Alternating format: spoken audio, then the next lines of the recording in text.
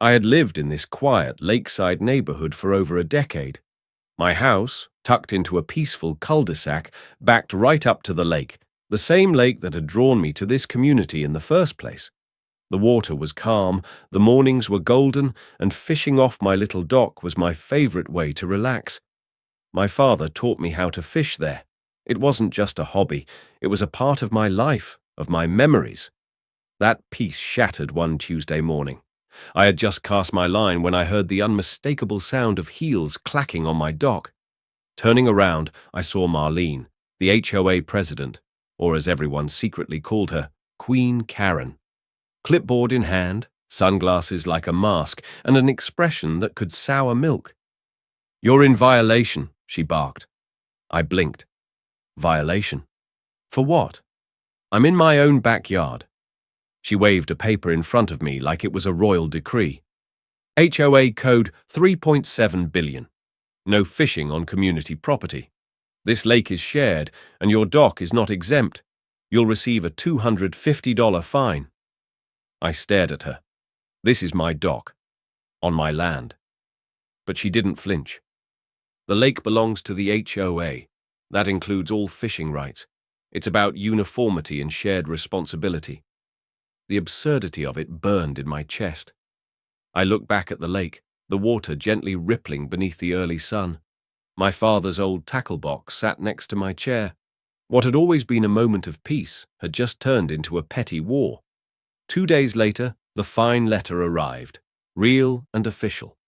What Marlene didn't know, though, was that she had just poked the wrong bear. And the lake she claimed to control, it wasn't owned by the HOA. Not yet, anyway. The HOA fine sat on my kitchen counter like an insult. I read it a dozen times, each word stoking the fire in my chest. Marlene's signature at the bottom mocked me, all bold and self-righteous. I wasn't just angry. I was betrayed. This neighborhood had once been a community, a place where people borrowed sugar and looked out for each other. But over the years, the HOA, under Marlene's rule, had turned it into a playground for power-hungry control freaks. From mailbox colors to lawn length, now, even the lake. But something about this fine didn't sit right. I remembered something from my house purchase. The lake wasn't technically HOA owned. I pulled out my old documents, the closing paperwork from when I bought my property years ago. My fingers trembled as I flipped through the dusty pages until I found it. Easement rights, private access, non-HOA governed shoreline. That was my first clue.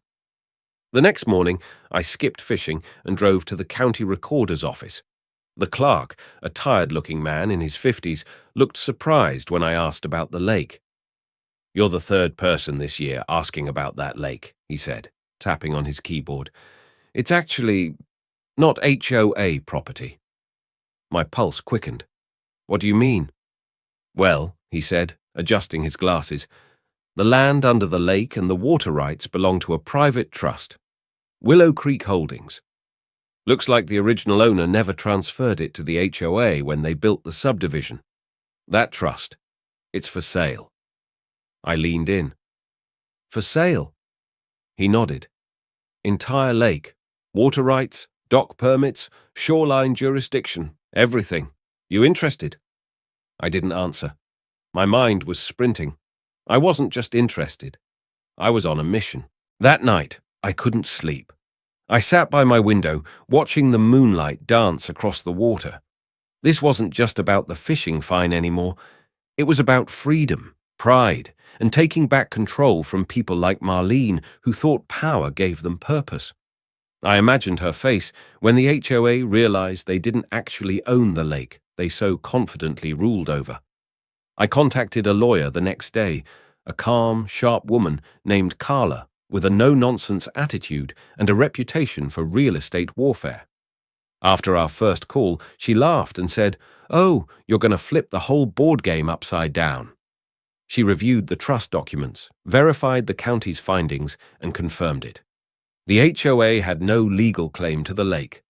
The trust was selling it quietly, likely assuming no one from the neighborhood would ever bite. Carla smiled. "We'll make the offer in cash, quiet, clean and fast. Let them keep fining you for fishing while you buy the water beneath their feet. It didn't take long. I dipped into my retirement savings, a scary move, but I wasn't afraid. I was motivated. 3 weeks later, I signed the papers. I was now the sole owner of the lake. Every fish, every dock permit, every inch of shoreline. It was mine. I stood on my dock that evening, legal deed in hand, and watched 2 HOA committee members paddling a kayak across the water. They had no idea they were floating on my property. I waited until the next HOA meeting. Marlene, ever theatrical, stood at the head of the table in the clubhouse, delivering a dry speech about neighborhood compliance. I sat quietly until she began discussing ongoing violations regarding unauthorized fishing activities. I stood. "Marlene," I said calmly, "before you continue, I think you'll want to see this." I handed her a packet, copies of the lake deed, easement maps, and a formal letter from my lawyer revoking HOA access to the lake, effective immediately. She stared at it like I'd handed her a snake. This can't be legal," she stammered. "Oh, it's very legal," I replied. "As of last Friday, I own the lake, every drop of it. So if anyone finds me for fishing on it again, they'll be trespassing." The room went dead silent. She tried to recover, sputtering about rules and votes, but I interrupted. "This isn't up for a vote. The HOA never owned it. You just assumed you did." Her mouth opened, then closed. No words came out. I walked out of the clubhouse with a calm satisfaction in my chest. The game had changed, and I now held every card. The morning after I finalized the lake purchase felt surreal. I stood at my kitchen window sipping coffee, watching fog lift off the lake like a curtain rising before the show. Only this time, I wasn't just an observer. This was my lake now. The HOA didn't know it yet, but everything was about to change. They had spent years making me feel like I didn't belong. Now, it was time for them to understand what it meant to be truly excluded. The first call I made was to a lawyer, not mine, but the HOA's. I didn't need to threaten anything. I simply requested a meeting with the board. At the moment the attorney asked what it concerned, I said with satisfaction, "Lake access rights." There was a pause on the other end. I could almost hear gears grinding in their head. That weekend, I showed up to the HOA clubhouse, dressed in the same fishing vest they once mocked. It felt like poetic justice. I was greeted with tight smiles and narrowed eyes, the kind of faces used to giving orders, not receiving surprises. I took my time laying out the documents, a copy of the deed, transfer approvals, a notarized notice of private access restrictions. The room went quiet. "You boy!" Yee. The president asked, voice cracking slightly. I nodded. "Correct. And since this property was never under HOA jurisdiction, you've been trespassing for years." I slid a second folder across the table.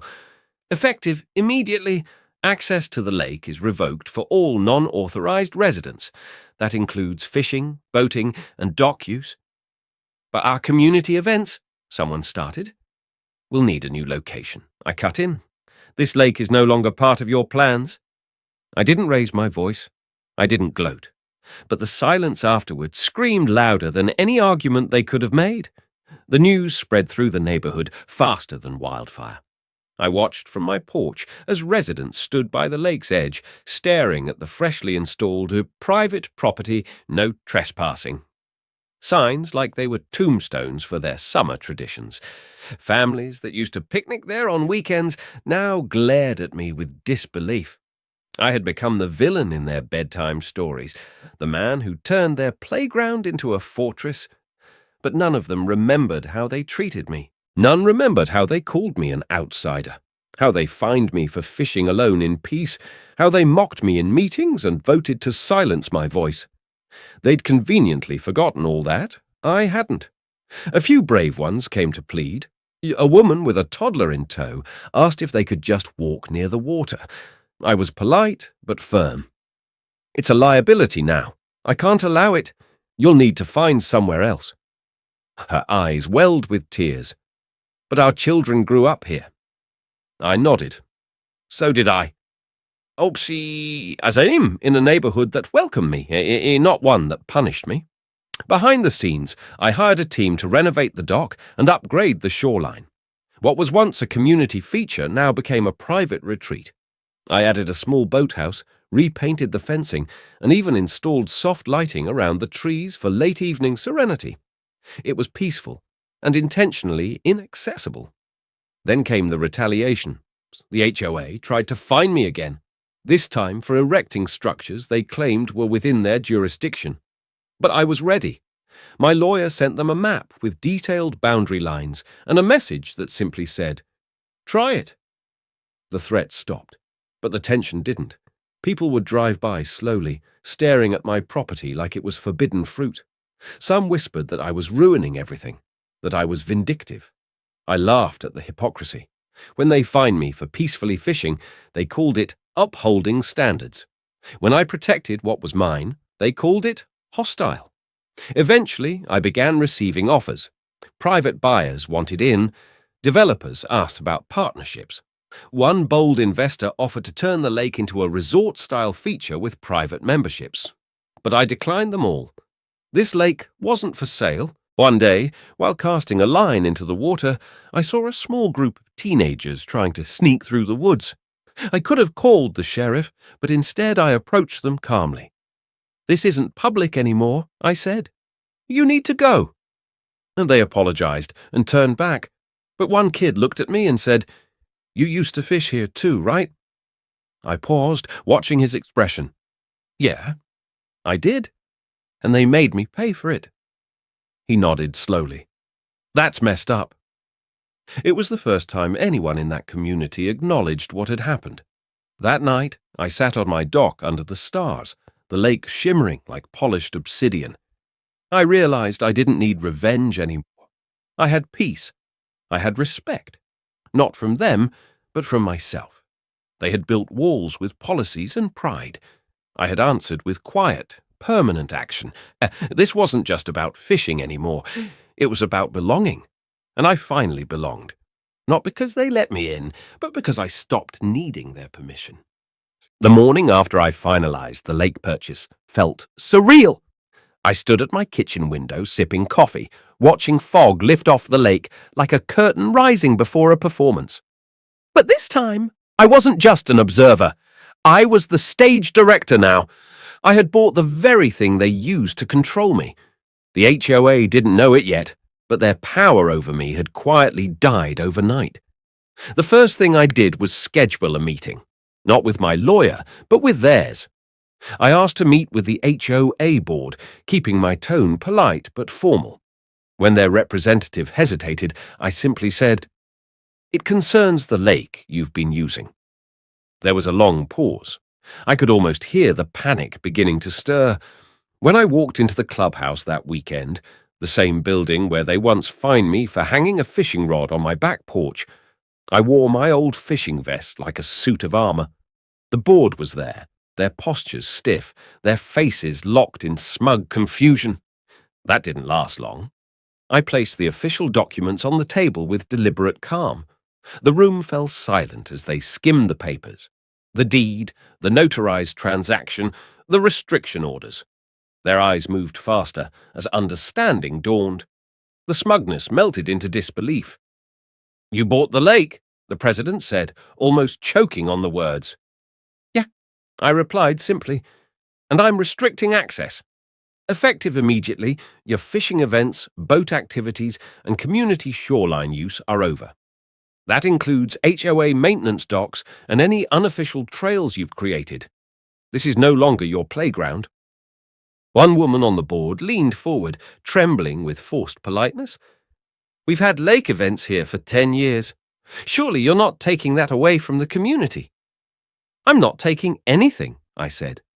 "I'm protecting what's mine, just like you did, with your rules, your fines, your threats." When I walked out, I left the clubhouse in stunned silence. For the first time, to lose face or fear, not in my own reflection, but in theirs. By Monday, the news had spread like a spark on dry pine. Residents gathered at the shore in disbelief, staring at the new signs posted along the fencing.